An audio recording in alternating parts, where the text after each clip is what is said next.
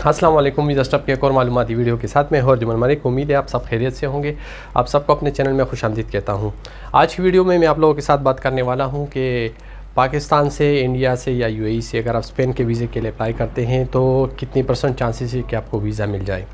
आजकल कोविड के बाद स्पेन की वीज़ा की रेशो बहुत ज़्यादा हाई है और बहुत सारे लोगों को फ्रेश पासपोर्ट पे भी स्पेन का वीज़ा मिल रहा है। तो आज मैं आप लोगों के साथ स्पेन के वीज़े के हवाले से, उसके डॉक्यूमेंट्स के हवाले से बात करूंगा और आप लोगों को बताऊंगा कि किस तरह आप इस वीज़ा के लिए अप्लाई कर सकते हैं और कौन कौन से डॉक्यूमेंट्स आपको इस वीज़ा के लिए रिक्वायर्ड है। स्पेन शेंजन कंट्रीज़ में बहुत फेमस कंट्री है, 27 कंट्रीज़ में, और जब आपको स्पेन का वीज़ा मिल जाता है आप बाकी शेंजन कंट्रीज़ में भी इस वीज़ा पे घूम फिर सकते हैं। अब सवाल ये है कि आप लोग इस वीज़ा के लिए एप्लीकेशन किस तरह डाल सकते हैं, कौन कौन से डॉक्यूमेंट्स आपको चाहिए। तो सारी मालूमात इस वीडियो में A to Z आप लोगों को प्रोवाइड करूंगा और आप लोगों को तरीका भी बताऊंगा कि किस तरह आप ये फ़ाइल प्रिपेयर कर सकते हैं और फिर अपॉइंटमेंट लेके अपने वीज़े के लिए अप्लाई कैसे कर सकते हैं। वीडियो में आगे बढ़ने से पहले आप तमाम दोस्तों से एक छोटी सी रिक्वेस्ट कि अगर आप चैनल पे नए आए हैं, चैनल को सब्सक्राइब करें, बेल आइकन को प्रेस करें ताकि इस तरह की मज़ीद मालूमाती वीडियोस आप लोगों के लिए मैं इस चैनल पे लाता रहूं। अच्छा, रिक्वायर्ड डॉक्यूमेंट्स पे बात करता हूं, लेकिन रिक्वायर्ड डॉक्यूमेंट्स से पहले आप लोगों को एक इम्पॉर्टेंट चीज़ आप लोगों के साथ शेयर करना चाहता हूं कि इस वीज़ा का आप लोगों को फ़ायदा ये होगा। एक फ़ायदा आप लोगों के साथ शेयर करना चाहता हूं कि अगर आप लोगों को स्पेन का वीज़ा मिल जाता है और अगर आप वापस नहीं आना चाहते और लीगल तरीके से वहाँ पे रहना चाहते हैं तो कौन से ऑप्शंस आपके पास मौजूद हैं। तो ऑप्शन में सबसे पहले मैं आपको रिकमेंड करूँगा कि आप पुर्तगाल जाएँ। पुर्तगाल जाएंगे, वहाँ पे आप अपनी एंट्री करवाएं लीगल तरीके से और वहाँ अपने आप को रजिस्टर करके टैक्स सिस्टम में वहाँ पे आप अपने लिए काम ढूंढें, गवर्नमेंट को टैक्स पे करें और आप legal TRC temporary resident card Portugal का हासिल कर सकते हैं। दूसरा ऑप्शन जो आप लोगों के पास है वो है इटली में असाइलम वगैरह, लेकिन वो बहुत ज़्यादा टाइम लेता है, टाइम कंज्यूमिंग है और कोर्ट्स वगैरह भी के चक्कर लगाने पड़ते हैं।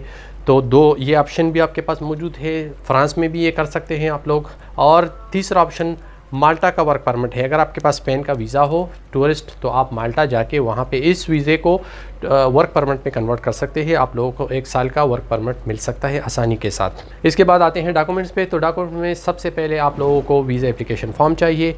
वीडियो के डिस्क्रिप्शन में वीज़ा एप्लीकेशन फॉर्म का लिंक दे दूँगा, उस पर जाके ऑनलाइन उसको फिल करें, प्रिंट आउट ले लें और उसको साइन करें और अपने फाइल में लगा लें। दूसरा, आप लोगों का पासपोर्ट चाहिए। पासपोर्ट में 6 मंथ की वैलिडिटी होनी चाहिए, उसमें 2 ब्लैंक पेजेस होनी चाहिए। तो ये पासपोर्ट की रिक्वायरमेंट हो गई। अच्छा, पासपोर्ट के साथ आप लोगों को आपकी ID कार्ड भी चाहिए, नेशनल आइडेंटिटी कार्ड, तो उसकी फ़ोटोकॉपी भी चाहिए। ओरिजिनल ID कार्ड भी आप लोगों ने साथ में लगाना होगा। अच्छा, तीसरे डॉक्यूमेंट पे आते हैं। तीसरा डॉक्यूमेंट आप लोगों को चाहिए FRC फैमिली रजिस्ट्रेशन सर्टिफिकेट और MRC मैरिज रजिस्ट्रेशन सर्टिफिकेट। ये दोनों सर्टिफिकेट्स आपको नादरा से मिल सकते हैं और नादरा से जो सर्टिफिकेट आपको मिलेगा तो वो इंग्लिश में होगा। इस वीज़ा के लिए भी आप लोगों को उर्दू में नहीं चाहिए, इंग्लिश में चाहिए।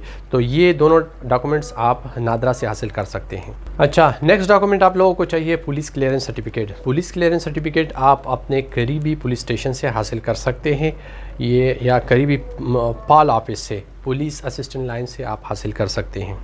अच्छा, इसके बाद आपको होटल रिजर्वेशन चाहिए। होटल रिजर्वेशन के लिए आप ऑनलाइन जा सकते हैं booking.com पे, agoda.com पे। वहाँ से आप फ्री में जिस डेट को आप ट्रैवल करेंगे, जो आपका ट्रैवल प्लान होगा, उसी हिसाब से आप 10 दिन के लिए, 8 दिन के लिए या 15 दिन के लिए तो डेट सेलेक्ट करके वहाँ से आप होटल बुकिंग कर सकते हैं फ्री में। ये इसकी पेमेंट नहीं करनी पड़ती। आप जब वहाँ पे जाते हैं तो फिर आप पे करते हैं। तो होटल बुकिंग आप इन वेबसाइट से कर सकते हैं जो मैंने आपको बता दिए। इसके अलावा आपको इस वीज़ा एप्लीकेशन के लिए ट्रैवल इंश्योरेंस चाहिए। तो ट्रैवल इंश्योरेंस आप ऑनलाइन कर सकते हैं, गूगल पे सर्च करें, बहुत सारी ट्रैवल इंश्योरेंस की कंपनीज़ पाकिस्तान में मौजूद हैं। वहाँ से आप जितने दिन की आपकी स्टे होगी उसी दिन इतने दिनों के लिए आपको ट्रैवल इंश्योरेंस चाहिए होगी। नेक्स्ट आपको चाहिए flight reservation, return ticket flight reservation आपको चाहिए, मतलब दोनों साइड का टिकट, स्पेन जाने का और वापस फिर पाकिस्तान आने का। तो ये आप ऑनलाइन भी कर सकते हैं और अगर आप ऑनलाइन नहीं करना चाहते और आपसे पैसे चार्ज करते हैं कोई वेबसाइट, तो बेहतर ये है कि आप किसी करीबी ट्रैवल एजेंसी के पास जाएं, उनको थोड़े बहुत थोड़े से पैसे दे 500,000, वो आपको ट्रैवल रिजर्वेशन प्रोवाइड करेंगे। अच्छा, इसके बाद आते हैं एक इम्पॉर्टेंट डॉक्यूमेंट पे जो आपको इस वीज़ा की एप्लीकेशन के लिए रिक्वायर्ड है, वो है आपका बैंक स्टेटमेंट।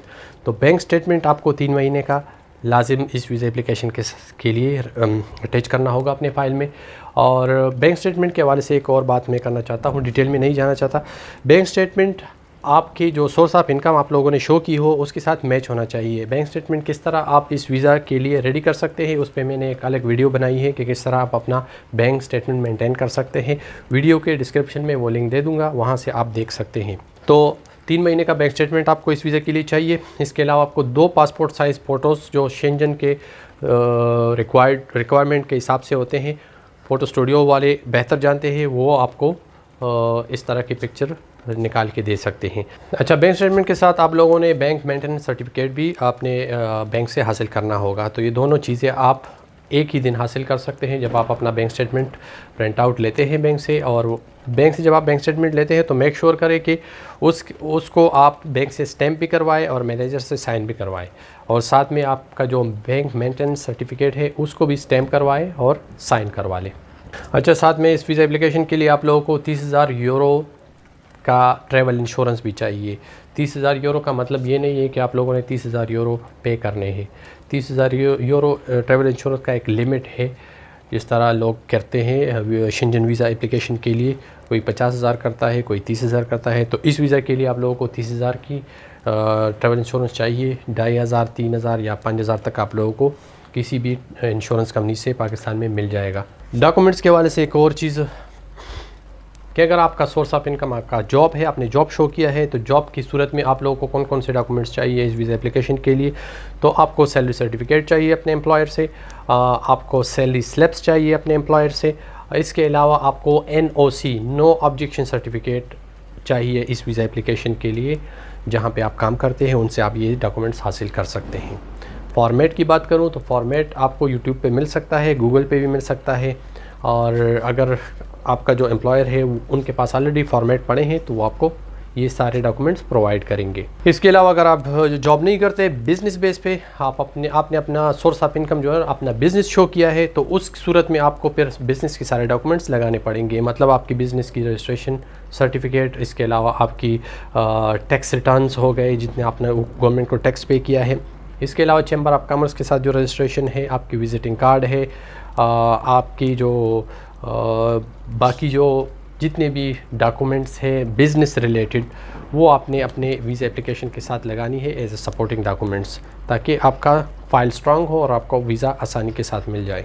अच्छा, नेक्स्ट जो आप लोगों के साथ मैं शेयर करना चाहता हूँ इस वीज़ा के लिए जो डॉक्यूमेंट्स आपको चाहिए वो है आपका जो बैक होम के साथ स्ट्रॉन्ग टाइज़ है, उस में कौन कौन सी चीज़ें आती है। आपका अगर कोई प्रॉपर्टी है, आपका कोई बिज़नेस है, आपकी गाड़ी आपके नाम पे है, तो इन चीज़ों के जो डॉक्यूमेंट्स हैं वो आप इस वीज़ा एप्लीकेशन के साथ अटैच कर सकते हैं और अपने फ़ाइल को स्ट्रांग बना सकते हैं।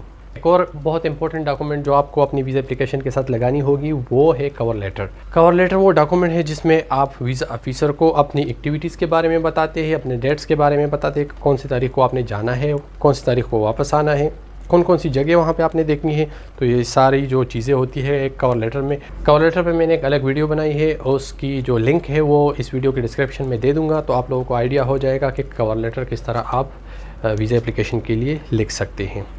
अच्छा, ये थे सारे डॉक्यूमेंट्स पेन वीज़ा एप्लीकेशन के लिए। जब आप ये सारे डॉक्यूमेंट्स रेडी करते हैं, मिसाल के तौर पर जो मैंने अभी आपको बताए ये सारे डॉक्यूमेंट्स रेडी हो गए, तो नेक्स्ट स्टेप आपका है वीज़ा एप्लीकेशन के लिए आपने अपॉइंटमेंट लेना है। अपॉइंटमेंट जब आप लेंगे आप अपॉइंटमेंट जेरी इंटरनेशनल में ले सकते हैं, VFS में ले सकते हैं, या डायरेक्ट आपने स्पेन की एम्बेसी में अपॉइंटमेंट लेना होगा इस वीज़ा एप्लीकेशन के लिए। तो इन तीनों में से कोई एक होगा।